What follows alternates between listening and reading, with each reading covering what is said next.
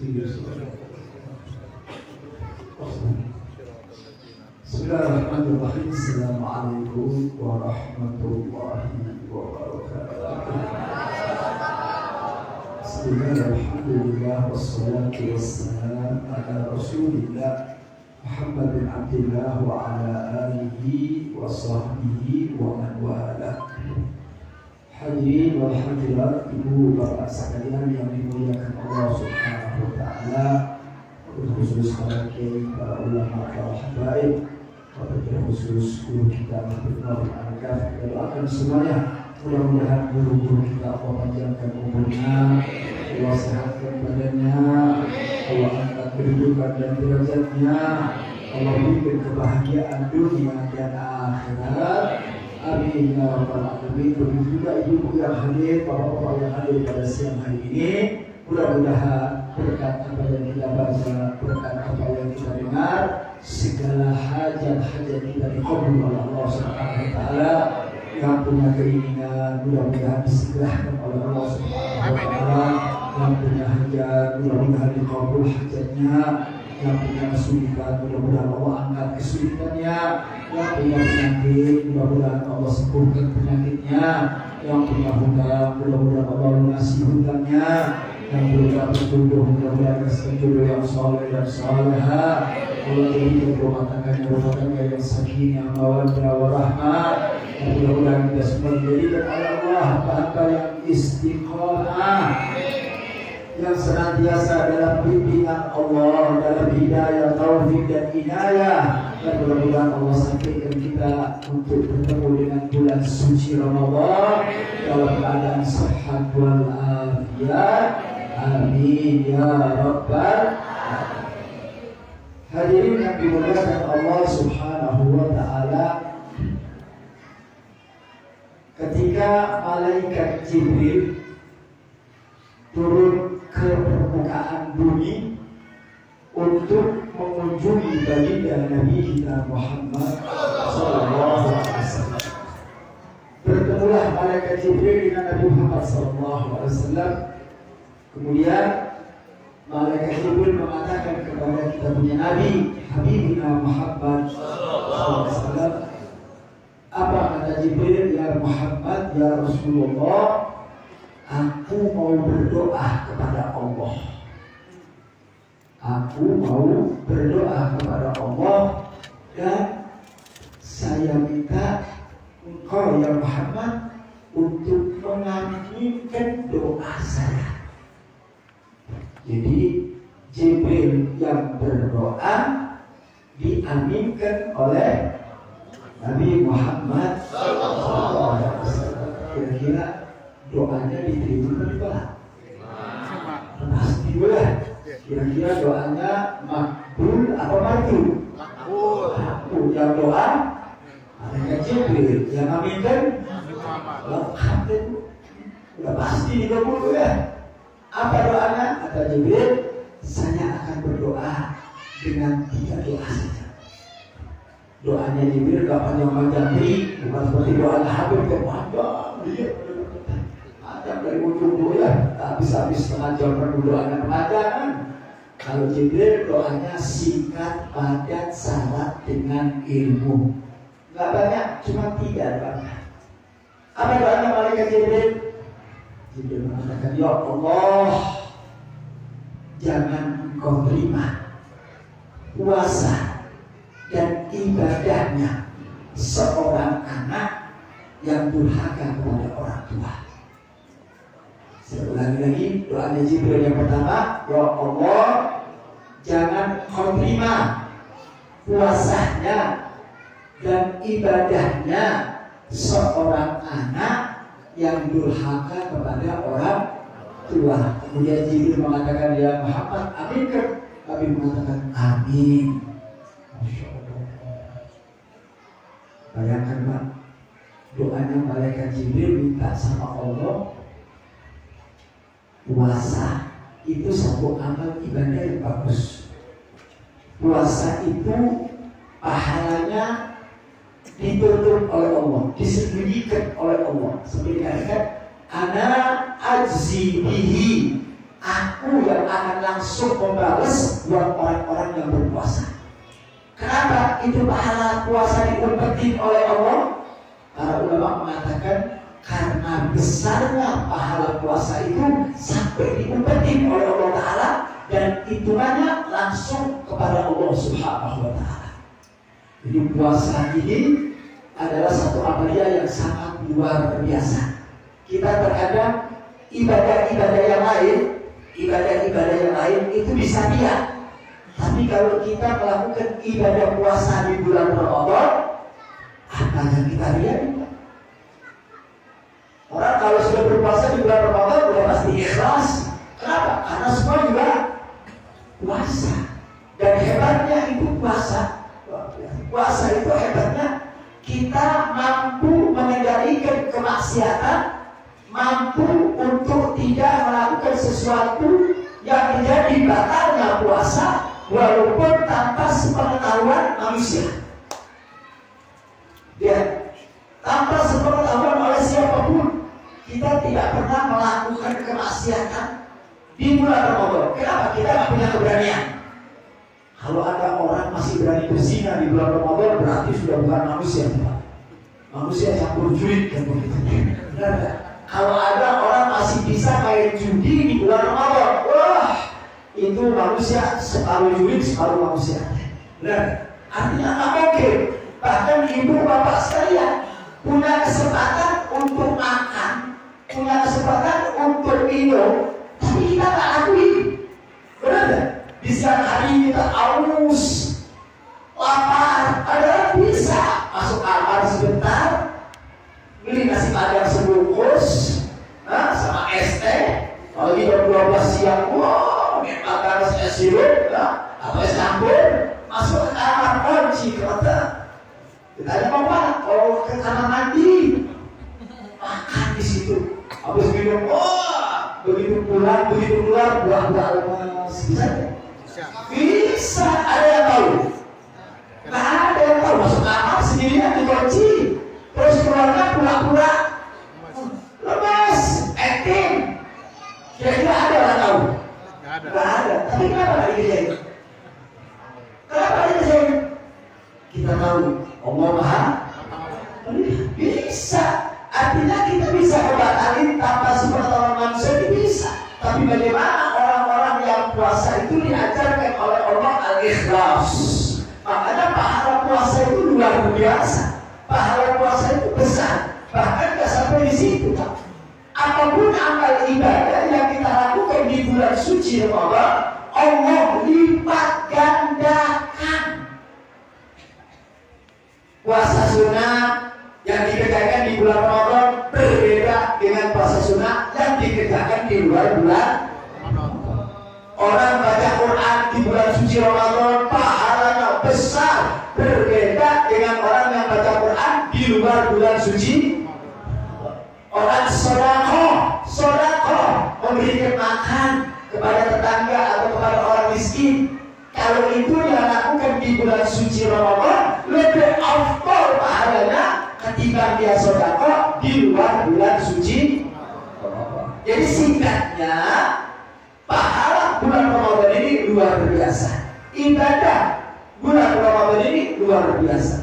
Tapi malaikat Jibril berdoa, ya Allah, puasa yang hebat itu, ibadah yang dilakukan di bulan Ramadan yang hebat itu menjadi sia-sia, menjadi ditolak, menjadi tidak diterima oleh Allah lantaran seorang anak yang tidak mendapatkan ridho daripada orang tua. Hilang itu pahala itu besar tidak, Pak? Yang tadi saya ceritakan keutamaan Ramadan yang begitu agung.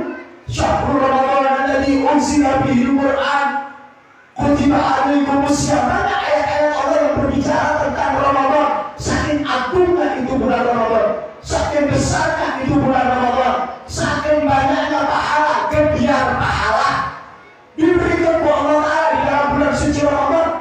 Makanya kita rugi kalau kita tidak mengisi bulan Ramadan selama 1 bulan penuh untuk ibadah kepada Allah. Rugi gunakan betul. Kenapa? Pahala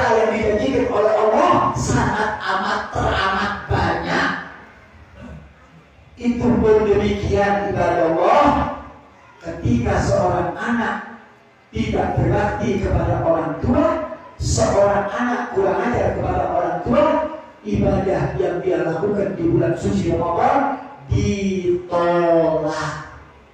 Masya Allah. Makanya hati-hati sama orang tua. Hati-hati. Kalau begitu ada kedudukan bakti sama orang tua lebih afdal dari Ramadan. Ya. Kalau itu kemuliaan orang tua lebih mulia daripada Ramadan. Ya. Karena kemuliaan orang tua yang menjadikan kalian bisa masuk dalam surga Allah.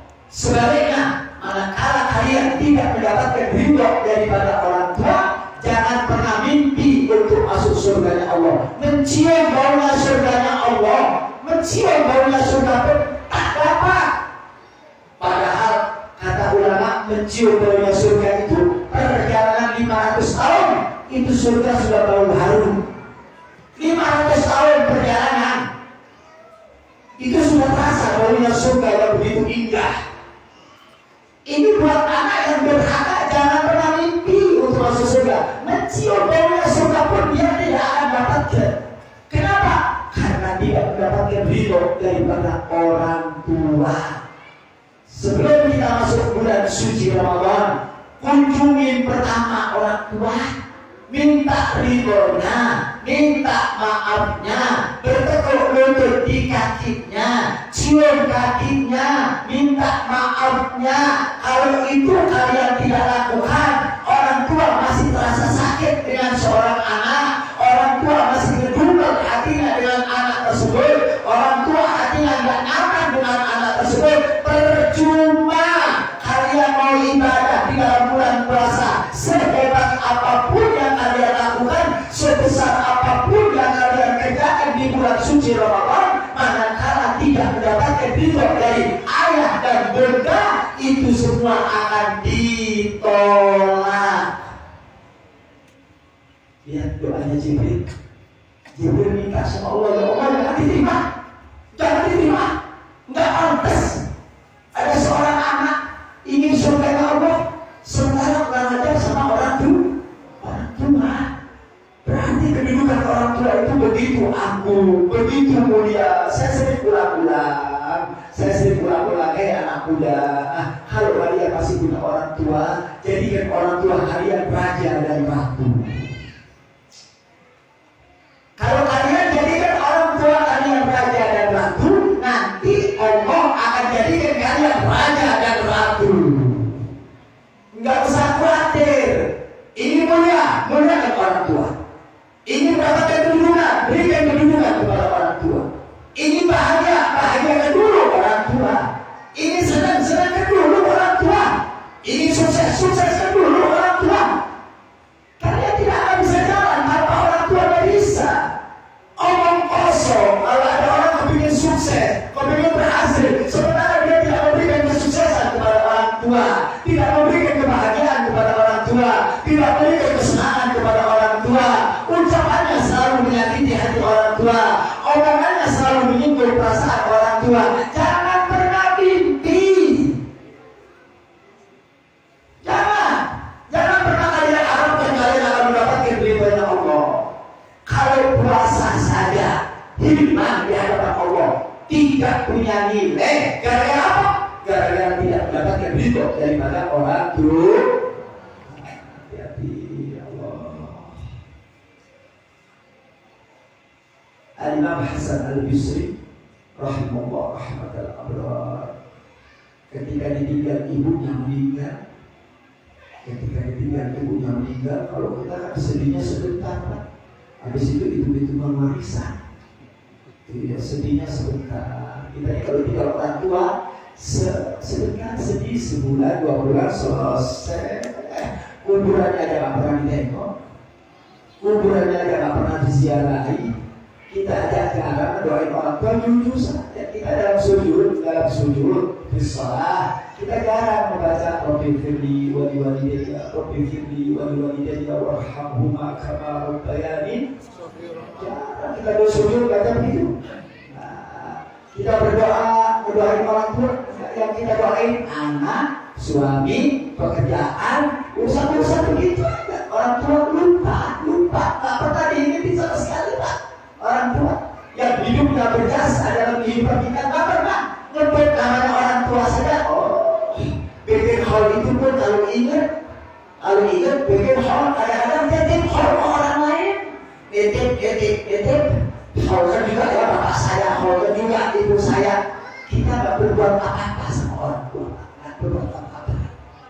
Al-Imam Hasan Al-Bisri ketika ditinggal oleh ibunya meninggal, menangis terseduh-seduh.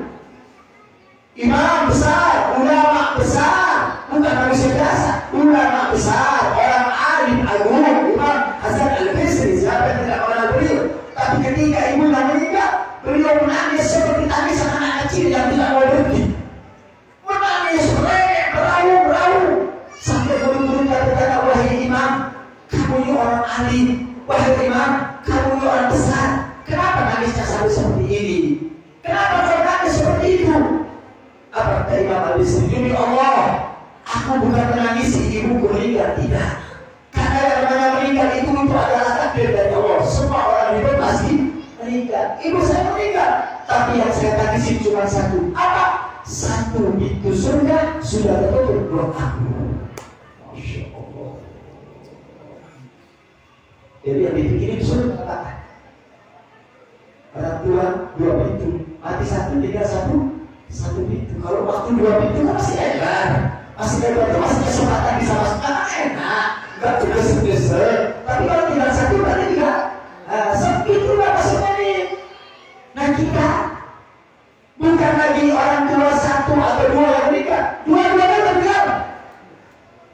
Dua-duanya meninggal, berarti surga selesai surga kita. Terkotor keduanya mau apa? Berbuat apa? Yang ada cuma di dalam penyesalan. Kita sering ngomong dulu, kenapa waktu hidup saya biarkan basi ngomong begitu kan? Supaya yang sudah ada ibu bapak sudah begitu kesel. Dulu aku masih hidup kemana? Dulu aku orang tua tidak ada di hadapan kita kemana? Apa yang sudah kita lakukan buat orang tua kita? Apa yang sudah kita obatkan buat ibu kita yang telah melahirkan kita, membesarkan kita, mendidik kita sampai kita menjadi manusia berkat perjuangan orang tua? Mana itu semua jasa baik orang? Mana itu jasa baik orang tua kita itu? Makanya pantas kalau Jibril berdoa minta sama Allah, tolong diterima. Ditolak aja amalnya, ya amin kebulangan, amin. Hancur dah. Betul. Masya Allah. Jadi perhatikan sama orang tua. Sebelum datang bulan suci Ramadan, datang kepada orang tua minta maaf. Makanya biasanya di masyarakat kita ada yang namanya ziarah. Nama tidak. Bahasa Sunda itu namanya Nageran. Kalau bahasa Inggris kurang paham. Ada bahasa unggahan ziarah ya. Itu ziarah itu yang pertama. Ya, yang kedua, Jibril lagi berdoa sama Allah. Perhatikan buka. Apa doa yang kedua? Ya Allah, jangan Engkau terima puasa dan ibadahnya seorang istri yang tidak taat kepada suami. Seorang istri yang kurang ajar kepada suami, Jibril minta jangan diterima puasanya, jangan diterima amal ibadahnya. Katakan amin ya Muhammad. Kata Muhammad mengatakan amin. Masya Allah ya.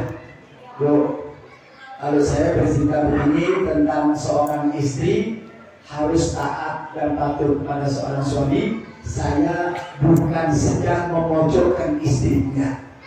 Saya bukan sedang ingin menjelek-jelekan istrinya, tetapi ini dalam rangka wa tawassaw bil haqqi wa tawassaw bis sabr. Ini adalah sebuah nasihat, Bu. Sebuah nasihat. Nah, kalau sudah ini saya berbicara bukan Habib ibu ayeuna teh. Biasanya Habib umum ayeuna karena sesuai dengan doanya istri wajib taat kepada seorang suami bu yang taat bu. Habib mau melanggar suami enggak, Habib mau bela suami enggak, tapi kebetulan doa ini kaitannya dengan seorang istri. Makanya saya tekankan hati-hati, jangan sampai ibadah puasa kita, ibadah yang kita lakukan di bulan suci Ramadan ditolak oleh Allah, nggak dapat pahala dari Allah. Gara-gara apa? Gara-gara kita masih punya permasalahan, atau kita masih sering kurang ajar, atau kita masih sering mengucapkan kalimat-kalimat yang tidak pantas kepada seorang suami. Katakan dengan te, katakan dengan te, pura-pura Buddha. Kalau sudah ngomong istri itu pura-pura Buddha. Saya sering biasanya kalau menjelaskan, saya akan jelaskan secara adil. Habis lagi perempuan, tapi ini konteksnya beda. Ya, ini konteksnya beda. Saya kalau berbicara tentang rumah tangga, saya akan berbicara secara adil. Apa yang harus diberikan laki-laki dan apa juga yang harus diberikan perempuan. Apa yang menjadi hak laki-laki, apa yang menjadi hak perempuan. Itu kalau saya berbicara tentang keluarga. Tapi ini konteksnya beda. Ini konteksnya malaikat Jibril berdoa kepada Allah agar puasa kita, ibadah kita ditolak oleh Allah. Gara-gara apa? Gara-gara seorang istri yang tidak taat kepada seorang suami, dan itu diaminkan oleh Habibina Muhammad sallallahu alaihi wasallam. Kira-kira doanya makbul deh. Mungkin ibu bin saya baru sekali mendengarkan keterangan ini. Apa? Nggak apa. Kalau baru pertama kali tidak ada kata terlambat untuk berbuat baik. Ibu, tidak ada kata terlambat untuk berbuat baik. Kalau selama ini kita berbuat baik hubungan dengan suami sebelum masuk bulan Ramadan, perbaiki. Nah, nanti habis Ramadan enggak mau diteruskan lagi maka. Barangkali ibu lagi jejong nih, kayaknya nggak kuat juga, udah apa-apa mas aja lah, lumayan sebulan 11 bulan nanti gitu lagi kabur lagi penyakitnya. Nah, tapi ibu insya Allah nggak. Kalau lihat buka-bukanya solehah, wallahu a'lam bishawab. Saya lihat kalau lihat bukanya, saya bilang kan kalau bukanya kan cara bolehnya. Kalau lihat ini bukanya ini kayaknya tipe-tipe istri solehah, tapi benar atau tidak? Wallahu a'lam. Terkadang muka tidak mencerminkan kepribadian. Benar tidak? Kadang-kadang perempuan yang kelihatannya lumpuh. Karena dewasa ini, saya dulu pernah sekali waktu umroh dengan salah satu jamaah pasangan suami istri. Dalam perjalanan itu saya lihat luar biasa romantisnya.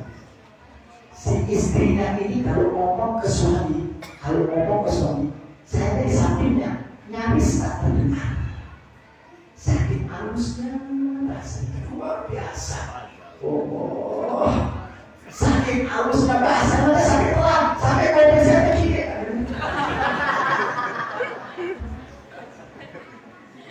Akhlaknya luar biasa. Di depan saya nggak ada isi makanan disuapi. Tak ketemu istri model begitu. Allah banget kali berjajar ayat. Tapi nggak ketemu yang model begitu berat. Disuapin sampai dia tahu ini karena ngobrol bareng sama saya. Saya ujungnya, jadi saya tahu persis sama saya. Itu setelah makan dia tahu selera minumnya. Dia jalan duluan, dia kasih minum selera. Dia ambil air jeruk dulu, diadukin. Luar biasa. Itu secara kasar ternyata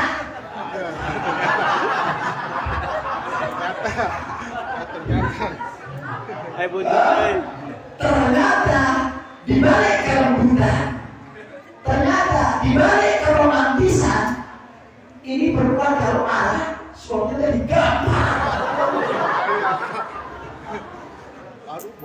Dahsyat banget. Dari situ saya melihat berarti bukan yang lugu, bukan jaminan hati yang baik. Ada tidak hati-hati. Kalau yang perempuan yang satu hati-hati dulu, punya ilmu tak? Betul. Saudara pernah punya terlalu bahasanya tak nyaris tak terdengar, bahasanya tak dihormat, tapi begitu salah ya begitu deh Bu. Tapi sini saya bilang itu juga masalah di sana, bukan di sini, bukan. Kalau di sini masya Allah semuanya baik. Ini saya lagi cerita saja. Ya Bu, nah insya Allah di sini solehah semuanya. Amin. Jadi yang kedua ada apa Bu?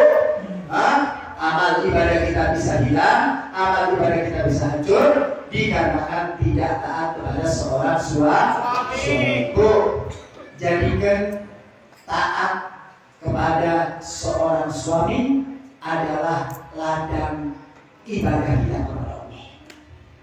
Memang ibadah yang paling panjang itu adalah ibadah rumah tangga. Orang sholat 5 menit selesai, puasa 1 bulan selesai. Rumah tangga bisa 20 tahun, bisa 30 tahun, bisa 40 tahun. Bayangin 40 tahun. Maksudnya manusia melekir. Mubat tidak Bu. Tapi itu adalah ladang ibadah. Ladang ibadah. Ketika lihat melekir sebelum ibadah ibu. Ketika ibu lihat melekir lagi ngomel, ibadah ibu. Ketika yang melekir macam-macam, ibadah ibu. Si sabar. Doain mudah-mudahan dapat hidayah. Doain modal.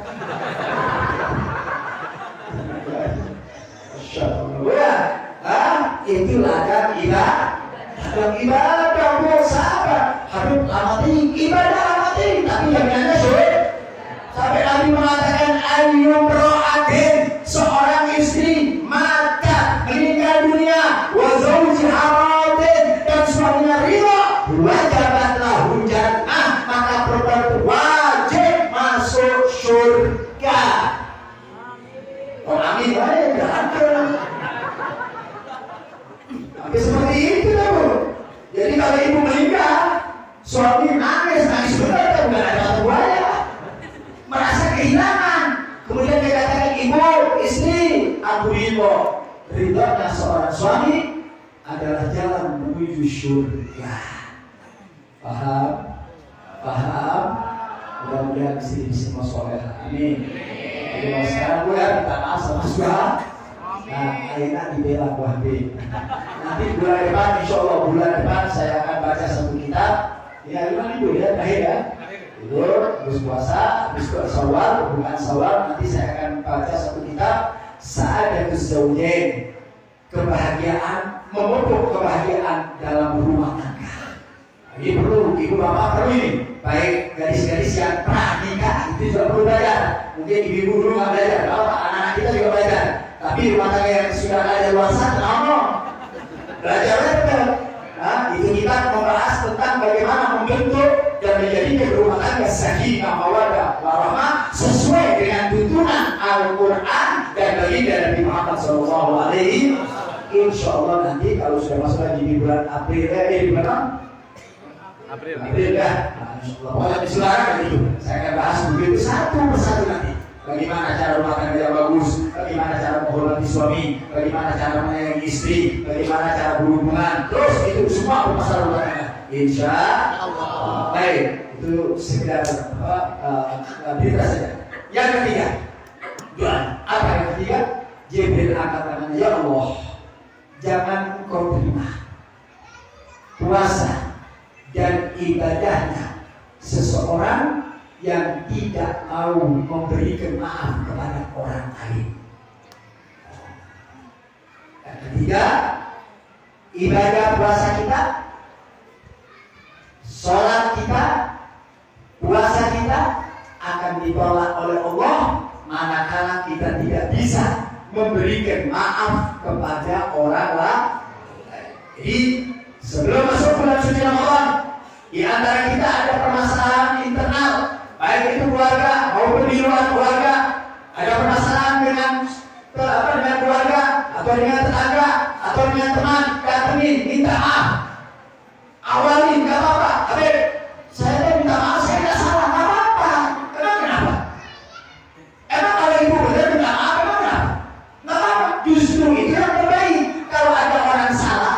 maaf pantas. Yang hebat itu yang nggak salah minta maaf, itu yang hebat. Yang benar minta maaf, apa? Kalau saya kan orang tua, itu kan anak muda, mestinya anak muda minta maaf. Kenapa? Karena anak muda yang gak geblek, agak anak muda yang gak ngaji, bapak minta maaf. Ini minta maaf, gak apa-apa. Walaupun kita masa muda dan sebagainya, gak apa-apa, kita minta maaf. Apa tujuannya? Supaya tidak ada lagi rasa dendam. Bahkan Habibina Muhammad Sallallahu Alaihi Wasallam di dalam salah satu hadisnya,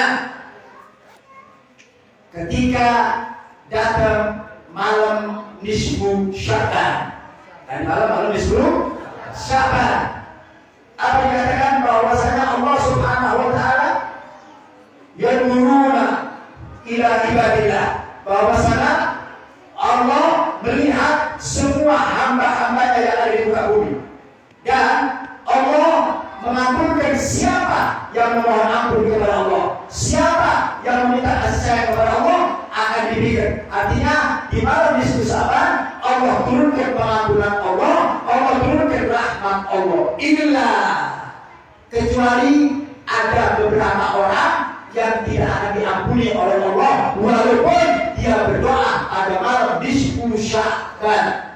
Padahal di dalam hadis dikatakan orang yang berdoa dan meminta ampun kepada Allah di malam nisfu Sya'ban, dosanya sebanyak rambut daripada rambutnya kambing, ya, ganamul, ya, syukur min mana dibandingkan ada satu bagian namanya balikal, itu punya domba banyak, diibaratkan sama lagi sebanyak rambut domba. Dosa-dosa kalian, kalau kalian memohon ampun kepada Allah pada malam nisfu Sya'ban, niscaya dosa-dosa kalian akan diampuni oleh Allah Subhanahu. Sebanyak rambutnya domba, artinya banyak. Kecuali ada beberapa orang. Yang pertama musyrik, yang kedua musyahid. Apa itu musyahid? Orang yang tidak mau memberikan maaf kepada orang lain, orang yang menanamkan dendam, orang yang menanamkan kebencian, orang yang tidak suka untuk menyambung tali silaturahmi. Malam itu kalau dia bermohon kepada Allah, minta ampun kepada Allah, maka Allah tidak akan memberi pengampunannya. Hanya buka pintu maaf yang sebesar, minta maaf, terutama pada orang-orang yang terdekat di sekitar kita, kemudian tetangga, teman, kirim baik ke kirim tulisan, baik ke WhatsApp, baik ke apa saja.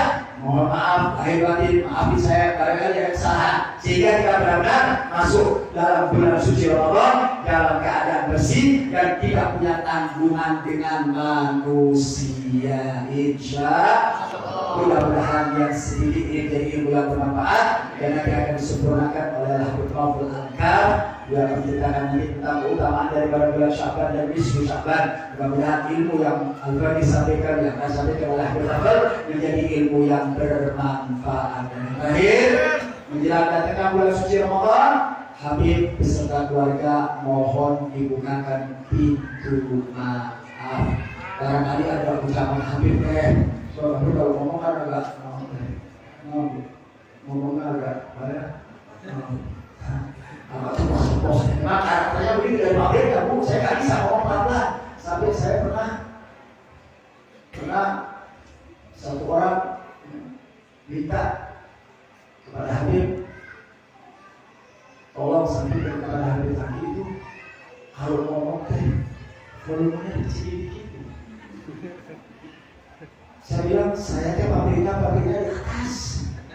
Saya nggak punya volume besar kecil, itu memang volumenya dari Allah Ta'ala. Pinginnya sih saya kalau ngomong enak, ngobrol gitu. Tapi terus tiba-tiba gigi satu, gigi dua, gigi tiga, gigi empat, berasa kayak gitu lah.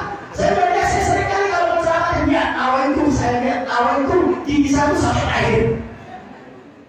Bu, gigi obatnya capek Bu. Benar, ingat saya begitu capek, saya nggak mau gigi obatnya. Tapi kok pinginnya gigi satu terus. Tapi pabriknya bilang, obat yang boleh gigi obat terus. Ya udah saya mau tanya gigi obat terus. Ya makanya saya pun minta maaf kalau saya ngomong cepat, tapi insya Allah mulut saya tidak sejelek hati saya. Insya Allah. Kalau hati saya insya Allah, namanya juga hati saya tahu saya ya. Kalau bapak nggak mau muji, saya muji sendiri hati saya. Insya Allah kalian mau. Gitu ya. Makanya saya minta maaf yang sebesarnya. ibu semuanya. Mudah-mudahan kita pertemukan bulan kita, Allah pertemukan kita nanti di dalam bulan Syawal dalam keadaan sehat walafiat. Amin ya rabbal. Duduk yang tenang, yang rapi, nanti akan disambung oleh Al-Habib Muhammad Al-Habib. Assalamualaikum warahmatullahi wabarakatuh.